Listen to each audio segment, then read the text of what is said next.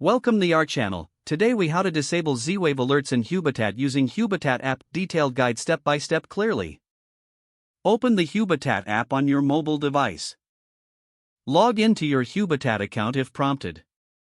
From the main dashboard, locate the Devices tab. Tap on the Devices tab to view your connected devices. Scroll through the list to find the Z-Wave device for which you want to disable alerts. Select the specific Z-Wave device by tapping on its name. Once in the device settings, look for the Notifications section.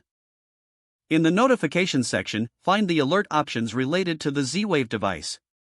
Toggle off the alerts that you wish to disable. Make sure to confirm any changes you make if prompted. After disabling the alerts, return to the main dashboard. To ensure the changes took effect, you can monitor the device for any alerts. If alerts persist, consider restarting the Hubitat app. Additionally, check if there are any other notification settings in the general app settings.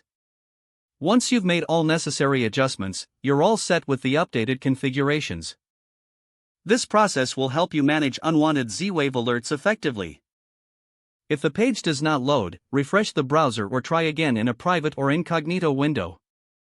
Make sure you are using the correct email address, then retype it carefully to avoid small typos. If your password is not accepted, use the reset option and create a new strong password you can remember. Check your spam folder for verification or security emails, then complete any requested confirmation steps.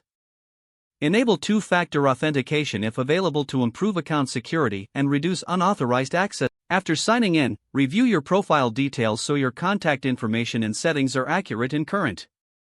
If you see an error message, note it down and try again after restarting your device and internet connection. Log out when you finish, especially on shared devices, to keep your account and payment information secure.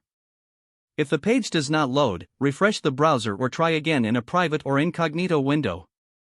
Make sure you are using the correct email address, then retype it carefully to avoid small typos. If your password is not accepted, use the reset option and create a new strong password you can remember.